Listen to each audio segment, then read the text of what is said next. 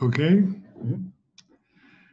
Today we are going to rearrange our calendar a little due to the discussions that are in the press and involving the American society in a great deal of turmoil. Instead of moving on beyond President Reagan, where we stopped the last time, we're going to step back a few centuries to President Thomas Jefferson. Thomas Jefferson married early in his life to a very wonderful woman, Martha.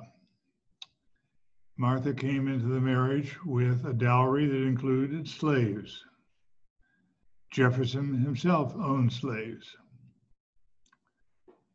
In the 10 years of their marriage, they had 6 children. It used to be told in Virginia that the only way Martha could get away from Jefferson was to die. And so she did, after bearing him 6 children. Jefferson was distraught, but he went on with his life. He'd written a little document before his wife died. We call that the Declaration of Independence. It was a highly debated document, even in its day. The old man himself, Benjamin Franklin, did not like it. He thought it was written by a dreamer. He suggested a major change, that it open with, all men are created equal. They're endowed by their creator with certain inalienable rights, which include life, liberty, and property. But Jefferson would not change it, and the group surrounding him in Philadelphia finally voted for it, as it was written by Jefferson. The Declaration, of course, split these 13 British colonies hanging on the coast of the Atlantic away from the mother country, Britain. And war came. In that war, Jefferson was asked to go to Paris to get French help. Jefferson fell in love with Paris. He fell in love with French wine, French furniture, French architecture. In fact, he copied many of the famous Roman buildings still standing in France and recopied them many decades later in Virginia. While in France, he brought with him his daughter, his youngest daughter, Patty, and brought her a servant, a slave. Now, when they came to France, there were no slaves. You were free. So some people have asked why that slave didn't run away.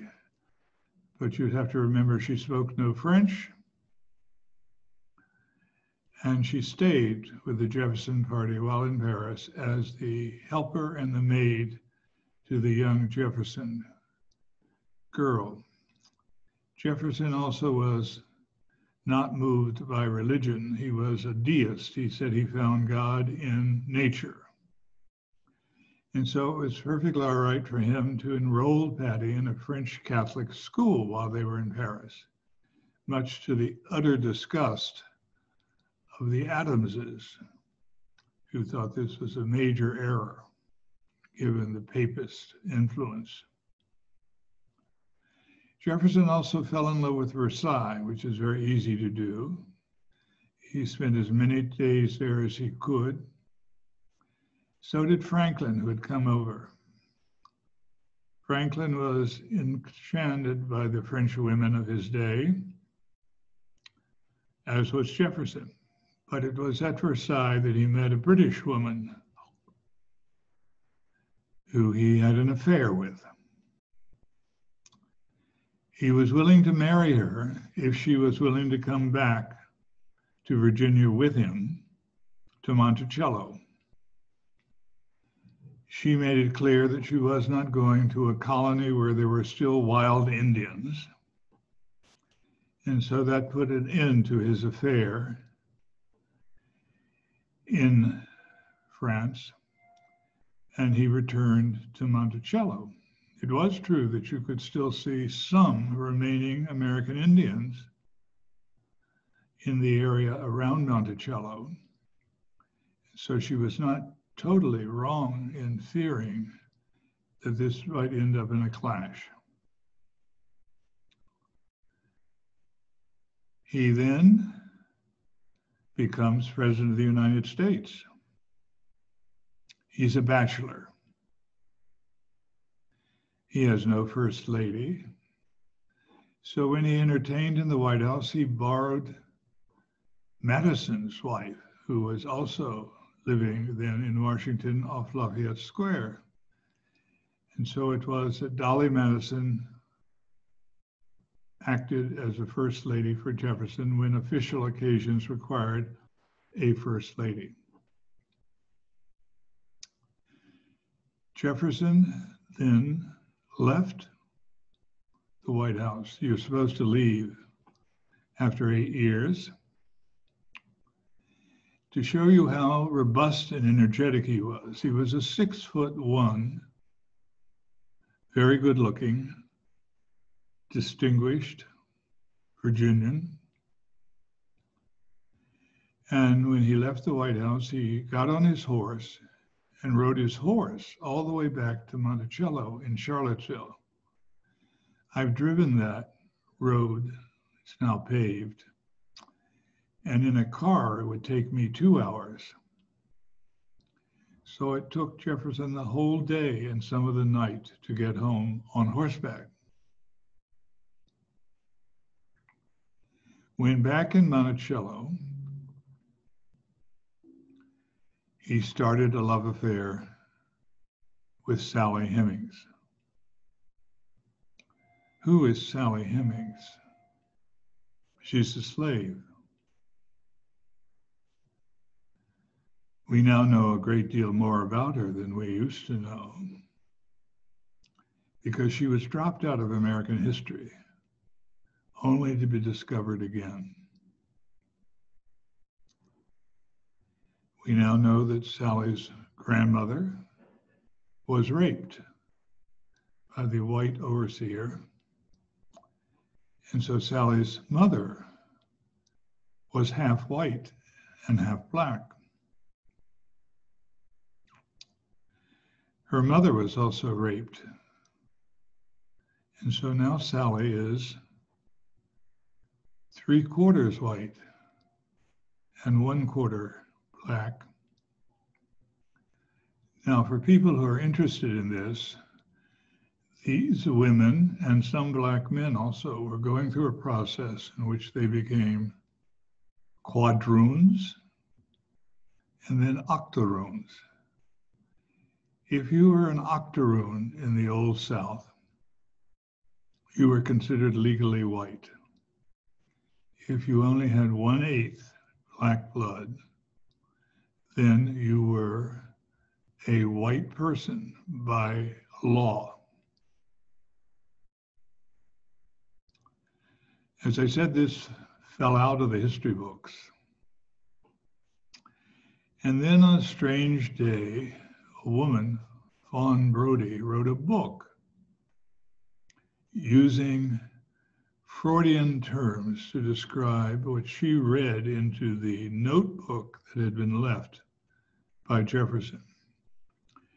And she interpreted those musky dreams he was having to be the fact that he was dreaming of his slave lover. This book did not make a splash.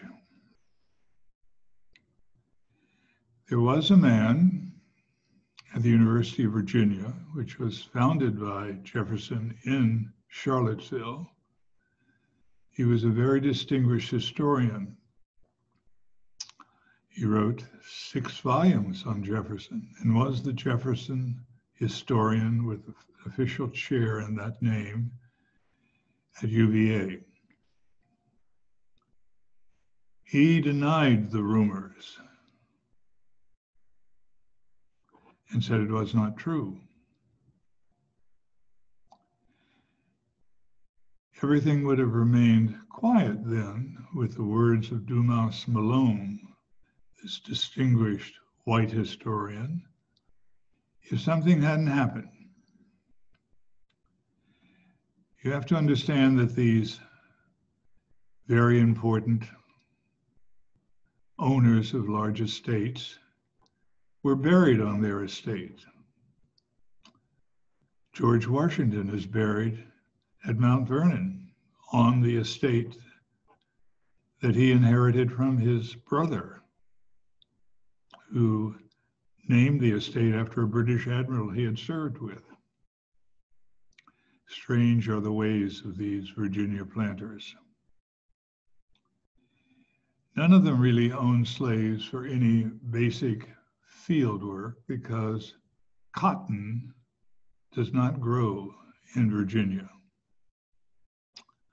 What did grow when it was a young colony and then an early state was tobacco.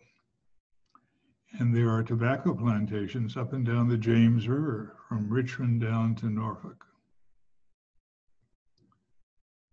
It was only with the cotton gin, which comes after Jefferson's time, that you get massive numbers of cotton plantations growing in the Deep South. Anyway, back to the story of Sally and Thomas. A member of the Hemings family, because Sally and Thomas had a number of children. And one of them sued to be buried at Monticello in the Jefferson burial plots.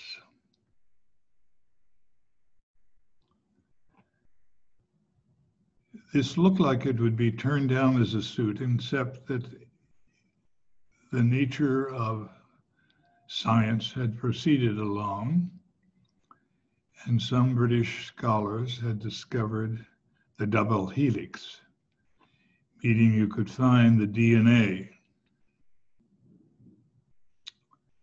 And it turned out that the Hemings children, Hemings and Jefferson's children, had the DNA of Mr. Jefferson. Then those who wanted to cover their tracks said, well, it wasn't Thomas Jefferson who did this. It was that scoundrel, his younger brother, Randolph Jefferson. But unfortunately, or fortunately for history, the plantation books where you always signed in when you came to visit and signed out, Randolph's visits did not match Sally Hemings' pregnancies. And so the story began. Jefferson did have children with his slave lover. He was accused of that by a Richmond editor of a newspaper. And he denied it and said, it's none of your business.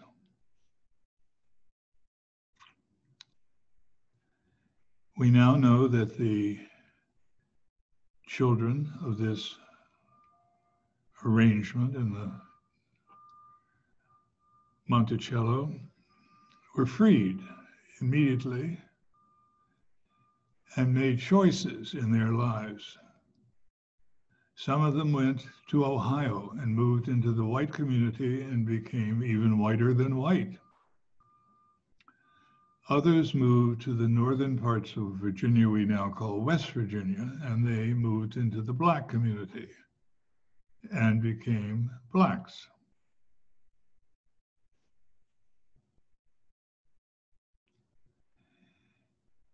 And so the story unwound for Jefferson. Today, if you go to Monticello, which you should do, it's a quite wonderful home. It's in a county of Virginia called Albemarle, and two other presidents who also had slaves built houses very close to Mr. Jefferson's home. This was Monroe, who had a home, Longwood, and Madison, who had a home, Montpelier. Madison's home was later bought, not by a National Trust group, but by a famous woman who was one of the heiresses of the great DuPont fortune. She raised racehorses, and when they died, she buried them in the front yard of Madison's home. And then she redecorated it. She put in a swimming pool for her trophy husband, who happened to be the movie star Randolph Scott.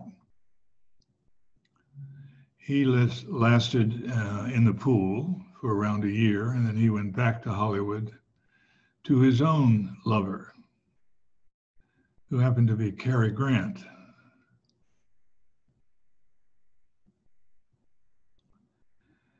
So you have a very convoluted collection of people, all who voted for the Declaration of Independence, and then later wrote other important documents. Madison himself, slave owner that he was, wrote the Constitution of the United States and the very famous papers that go along with it.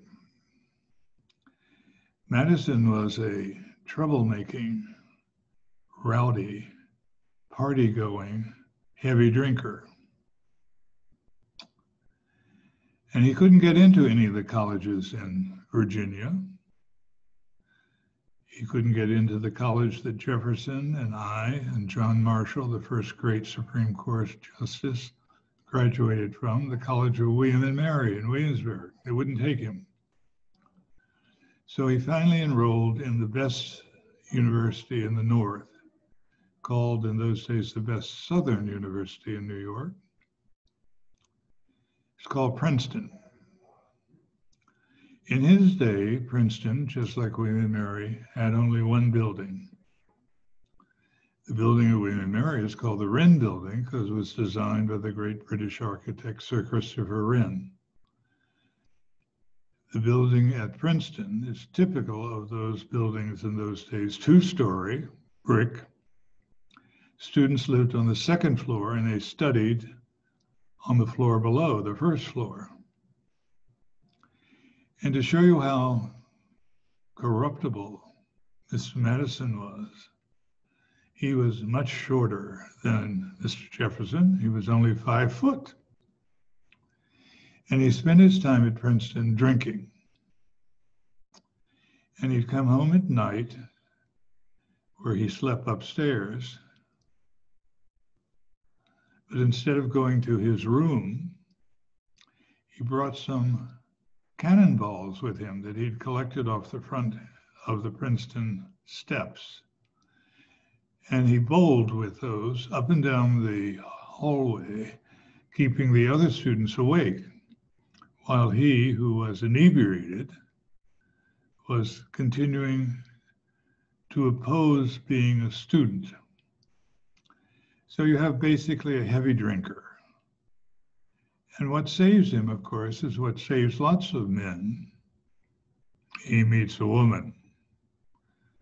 Her name was Dolly.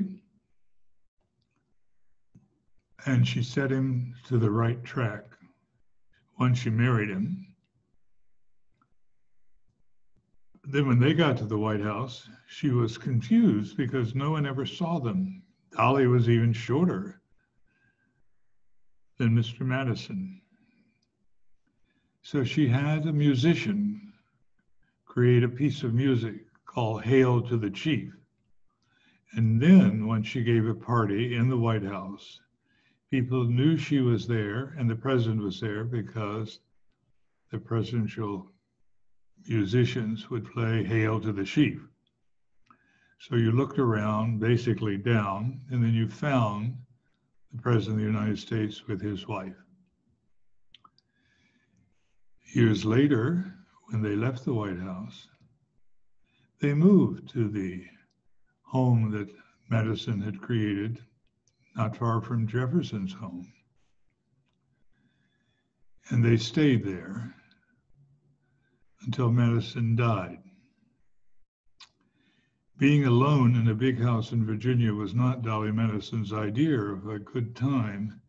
And she moved back to Washington, right back to the area of the White House, right back to a big colonial house on Lafayette Square, which is right across the street from the White House and all the parties that went on there. So it was that you got through a number of presidents who had been slave owners. I'm going through these details with you because there is now a movement afoot, as reported in the New York Times,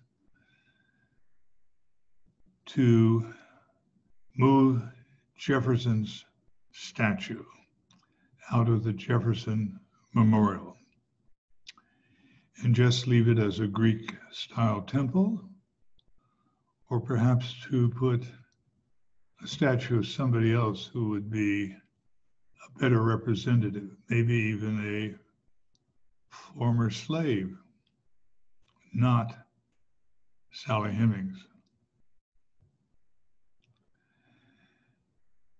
So this hurrah has gone on, has suggested that maybe we could find a great Supreme Court justice and put his statue there. There was a Supreme Court justice from Yale, not distinguished, but from Yale. The problem is even Yale is now not distinguished because the man whose name was Yale is now being attacked because he also had something to do with slavery. Harvard's much luckier. It is not named for someone involved with slavery. All these are becoming cause celebs to the point that a man who came to the United States, his mother and father were never married. His name is Hamilton. He's the subject of a very brilliant music drama named Hamilton. Unfortunately, when this musical first opened off-Broadway, and it was a tremendous success, even being highly praised by the great man who had written, goes to 10 Broadway successful musicals, Sondheim. So the musical, of course, music drama moved uptown, where it was recently, well, it was filmed some time ago, but it was recently shown on the Disney Channel as a paid-for movie. But by then, the arguments surrounded even Hamilton, for Hamilton had dealt with the sale of slaves, and the people that appear in the musical, one, the governor of the former colony and now state of New York, was involved with slavery. You have to understand that the peculiar institution of slavery came to Virginia in 1619. The colony was then run out of Jamestown, where the first English settlement was found on the banks of the James River. And in 1619, a ship called the White Lion came to Jamestown to sell people. These were people who had been taken and enslaved in Africa from the area we call Angola today. Initially, the Virginians didn't know what to do with these people that they'd sort of bought. So they called them a sort of indentured servant, but a true indentured servant, and there were tens of thousands of these, came to the new country of America, the United States, because someone paid their way over. And then you worked with a person who paid your way, your passage, until you'd paid them back. And then you were free. You were not a slave. But these people were. So finally, the laws in Virginia were changed so that these new arrivals who actually got to Jamestown before those funny people who landed at Plymouth Rock got to Plymouth Rock. Famous African-American writer once said, "We didn't land at Plymouth Rock. Plymouth Rock landed on us."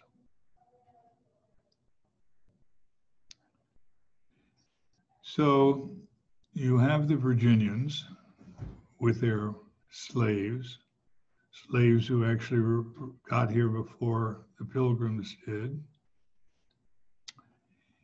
And it spreads slowly. They are defined as chattel by law.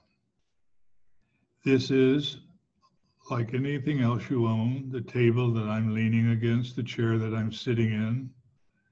Whatever you own is your chattel. And these people are your chattel. They're part of your encumbrances. You may sell them. And so it was that Sally Hemings, who had actually been in Paris as the slave woman to Patty, the daughter of Jefferson, who had brought with him, was chattel that had come into the Jefferson family with Jefferson's marriage to Martha Jefferson, who after 10 years died. It's a very convoluted story. If you go to Monticello today, you can hear all about it because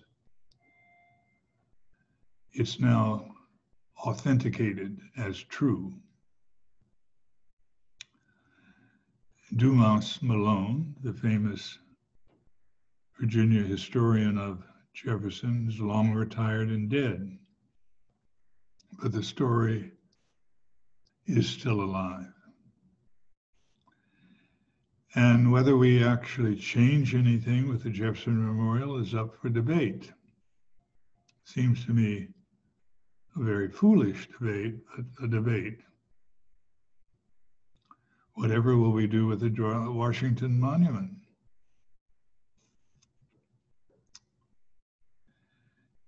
We got these many monuments not in an early time, in the 20th century, when the Republicans were in power and owned the White House. The Republican Party decided to build a monument for Abraham Lincoln, and we got the Lincoln Memorial. This is the 1920s. When the Democrats got back in the White House in the 1930s, they decided they would build the Jefferson Memorial. So both memorials are fairly young. And heaven only knows what we'll end up doing with them. I guess we could just call the Washington Memorial, like all the other things are built like it. In Paris, you have a number of them on the Place de la Concorde. They're obelisks that were taken from Egypt. And we can call this the American obelisk and leave it at that. Or we can be smarter than that, as is true with so many other things. Let me give you an example. A very sad article, again in the New York Times, today. We're a descendant of Teddy Roosevelt, is suggesting that the Roosevelt Memorial that's at the National History Museum would and should be taken out.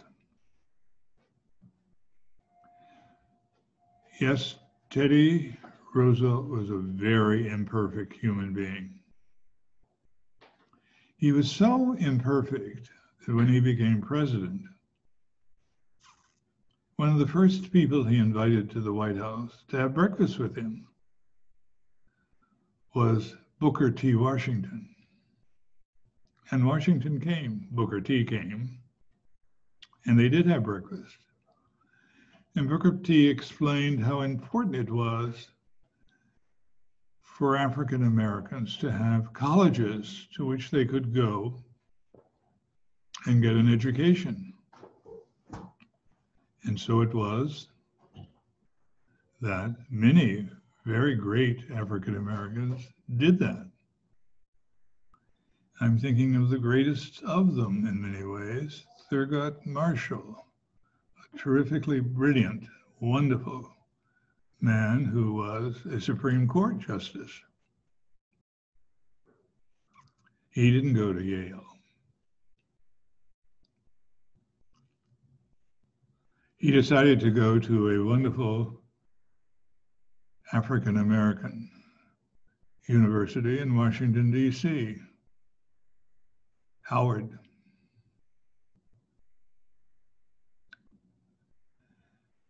These universities and schools grew up all over the South after these days of trouble.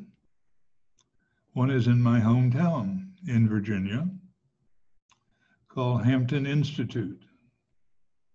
It's an excellent, excellent college. So shall we remember Teddy Roosevelt, who didn't own slaves? They had no slaves out there on Long Island where his home was. Shall we remember him for breakfast with Booker T. Washington, or shall we remember him for a statue in which a Black person and an Indian person is standing behind him?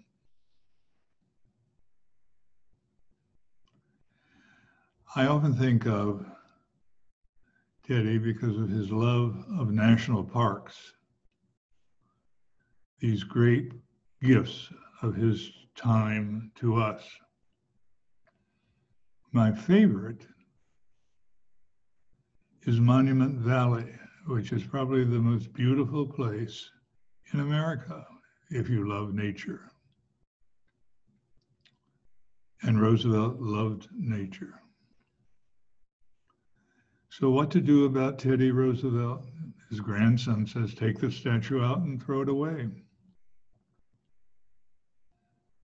He was an imperfect person. And I assume that all those who want to destroy his monument are perfect human beings.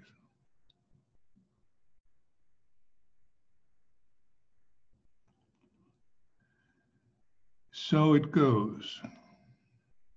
Now, recently here at Piedmont Gardens, where I'm sitting today making this Zoom presentation, we showed a extremely well-known film,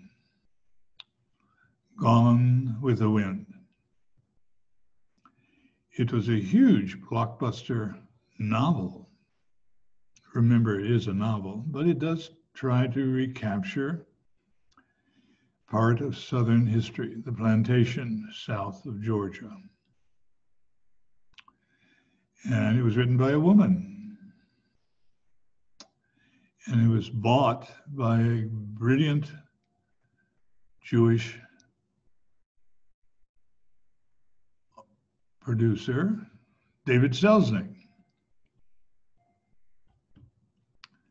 Selznick was very proud of this major achievement in filmmaking. It won constantly awards. It's generally revived every 10 years to a new group of people who do not know it. It won an Academy Award for Vivien Leigh for playing Scarlett O'Hara. It did not win an award for the man of great controversy because he left the film at the end of the 4-hour run by turning on Scarlett and saying, "Frankly, my dear, I don't give a damn." They had to fight at Selznick for many, many months to get that line from the novel into the movie. And maybe that's why Clark Gable didn't win an Academy Award, but numbers of other people did. The film won, the female star won, and the African-American woman who played a house slave, Hattie McDonald, she won an Academy Award for Best Supporting Actress. Nevertheless, today, it has been withdrawn from circulation until a full discussion can be added to the film explaining the nature of the fact that it was a time of slavery. There was a war fought over slavery and other issues. And it needs somehow to be explained to you in that particular way so that you can then watch it. We watched it here last night, part 1, without any explanation, assuming that we are very imperfect people here at Piedmont Gardens, but we know we're imperfect. And we do not believe that the author of the book or the producer of the movie was perfect either. So we listened as Ashley Wilkes married Melanie Wilkes, much to the disgust of Scarlett O'Hara, who spends the rest of the movie trying to get Ashley away from Melanie, who then conveniently dies. And then Scarlett realizes conveniently she never wanted him anyway. But now it's too late to get the man she really wanted, which is, of course, Clark Gable. Difficult movie for difficult times. You don't have to like it. You don't have to watch it. But do you really think it should be forbidden? Let me take you away from this entire subject for a moment and show you how foolish Americans can be. You know, we won World War II. It was the last war we've ever won. And when we came into occupied Germany, it was divided into 4 parts. The big slice in the east was the Soviet bloc, and we had nothing to say about that. In the west, there was a French area. The French, of course, took the best area. They took the Rhineland, Baden-Baden, for their forces Françaises in Allemagne. But it didn't matter where the British zone was, which was in the north, or our zone in the south. What mattered was the Americans were paying for the rebuilding. And we had chosen who would be the chancellor. It wasn't the Germans who got to choose, it was the Americans. And we didn't want anyone running what would be Western Germany, who had had any association with the Nazis. So we found a very old man. We called him the Alter, the old one, Konrad Adenauer. And he had a good vita, a good bio, because he was wanted by the Gestapo. He was on their hit list, which would mean he had good credentials for the Americans. And so it was that he became chancellor, the Alter. But there was another question. All those former likely Nazis, what to do? What in the world to do with them? So we would run a program, we decided, we Americans, to denazify. And we would bring in everyone who had any connection to Hitler and his awful henchmen. And we would somehow send them through some process and they would no longer be tainted. It was amazing, the ones we chose. We brought in Furtwängler. Who was Furtwängler? Well, he was a conductor of the Berlin Philharmonic, considered to be the greatest orchestra of its day. What was his major fault as a imperfect human? Well, he had conducted the Berlin Philharmonic when Hitler attended. This was truly a no-no. Then there was a woman. Her name is Elizabeth Schwarzkopf. She's one of the greatest sopranos of her day. And she had created a role in Richard Strauss's great opera, Der Rosenkavalier. She played the Marschallin, but unfortunately, she had sung the role of the Marschallin in a performance that Hitler attended.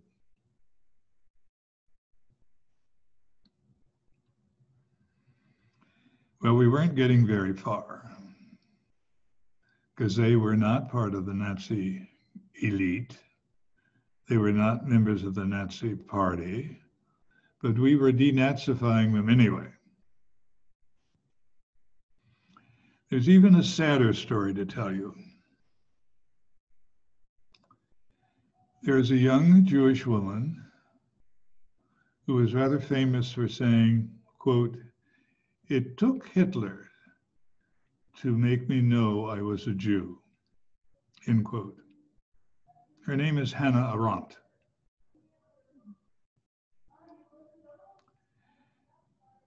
And she's a very celebrated writer. Years into her adult life, she went to cover the trial of Adolf Eichmann in Jerusalem. And she wrote it up. It's called Eichmann in Jerusalem. His trial, for which he was found guilty and for which he was executed.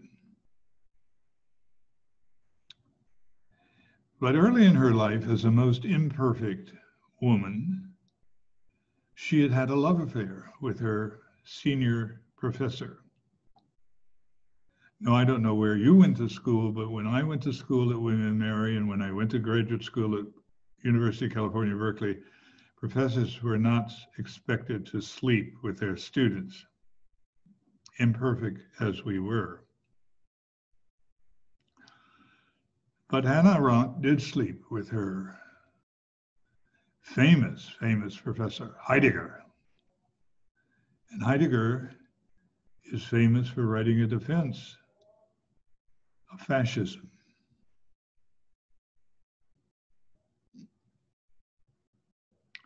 When I take people now on tours of Berlin, I always take them to a very strange place. I walk them from the Brandenburg Gate up towards Museum Island. We walk on the right-hand side. I warn them before we get anywhere near where we're going that they are not to look and stop. They are just to glance and keep moving at all times because they will notice a number of Polizei are in this area. And this area has a small street, and it's called the Hemings. And we are to look only occasionally off to our left and keep moving and keep moving and keep moving. If not, the polizei will move us quickly along. But all there is a stretch of green grass. But underneath the grass is Hitler's bunker.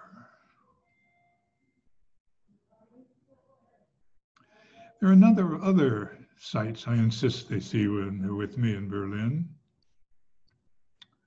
I take them over to the old Hitler Stadium, where the Olympics were held, where the unbelievable happened. A black man appeared in the Hitler Olympics and won. And I want them to know that. And I want them to join me in a group picture at a street sign that says, Jesse Owens Strasse. And then because I like Berlin blondes, I take them to the Potsdamer Platz. And at the edge of this famous area is a Strasse marking, the Marlene Dietrich Strasse. And then you've seen what I like to see about Berlin without denazifying it, just thinking about these most imperfect people, Jesse Owens, Hannah Arendt, Marlene Dietrich. Berlin long, long ago, and in many ways far away. Denazification for us was a huge flop. We finally admitted it when we brought in the most apolitical woman who had ever lived. Her name is Riefenstahl. She made movies. She made a brilliant movie about the Olympics called The Olympiad. It's still well worth seeing. But unfortunately, she made another film, Triumph of the Will, which is the story of the Hitler rallies in Nuremberg, where Herr Hitler comes in by airplane with the music of Richard Wagner playing in the background. Richard Wagner was a most flawed man. He was a very strong anti-Semite. And for years after the founding of the State of Israel, his music was never, never played. And then one day, Leonard Bernstein came to town with the New York Phil. And he played Wagner. And when asked why by the startled Israelis, he said, yes, I know of all his faults, but his music is incredibly beautiful.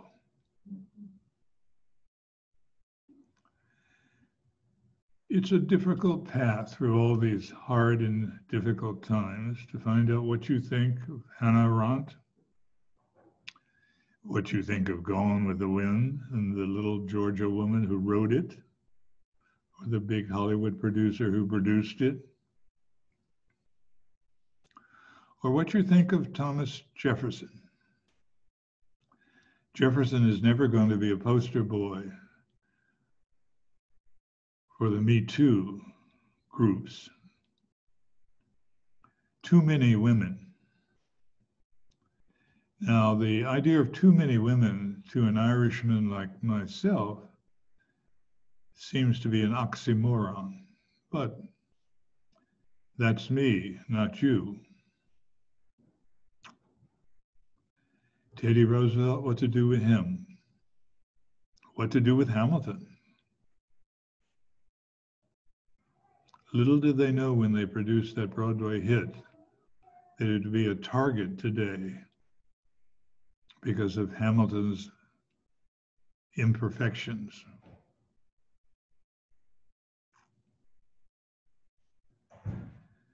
It's a hard world to try and rewrite your history in. It's a hard time for historians.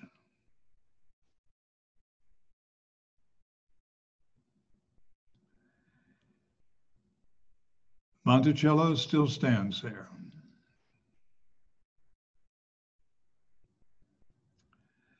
Not far from the campus that he created, he being Jefferson, the campus being University of Virginia, the town being Charlottesville.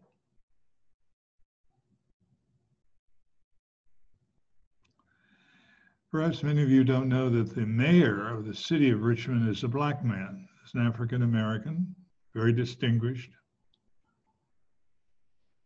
He did not want any of the statues ever taken down on a very famous Richmond Boulevard, Monument Boulevard. There's statues there of Robert E. Lee, of Stonewall Jackson, all famous Virginians. There's also a statue there of a Black man. Very famous athlete. Was his imperfected statue to go down with Lee and Jefferson? Would it help a great deal to get rid of these monuments?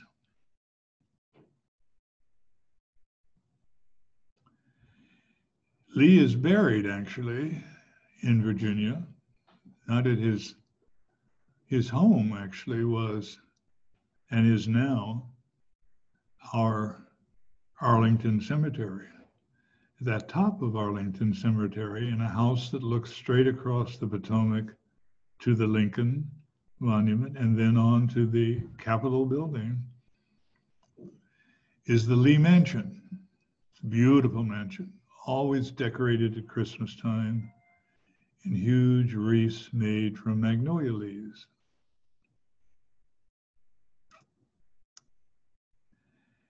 The Lees, needless to say, lost that property.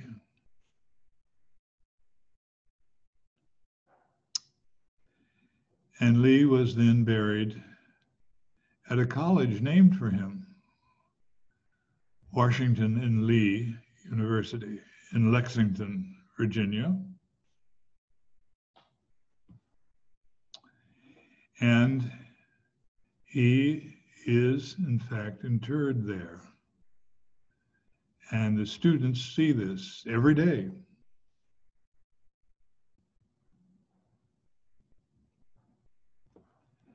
I know that many of you don't really spend a lot of time thinking about slavery. You probably don't know that large parts of the South were against the Civil War.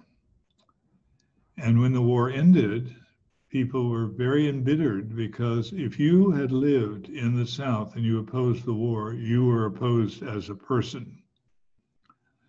So in the famous Shenandoah Valley, there was a family that opposed the war. And the war came to the Shenandoah. So after the war, knowing that they were despised by their fellow citizens, this family moved all the way to Nebraska. My word, that's a far move. And the daughter in that family turned into one of the greatest American authors of all time. Her name is Willa Cather. The great trilogy called the Nebraska novels start with O Pioneers, then move on to My Antonia, and then move on to Skylark. And she gets so good that finally towards the end of her life, she turns her attention to my favorite novel, which is Death Comes to the Archbishop. And so it was that the Cathars went on in Nebraska to build themselves a new life, and she to become one of the greatest writers in American history. Imperfect as she was, as imperfect as most of us are. I guess some people are perfect.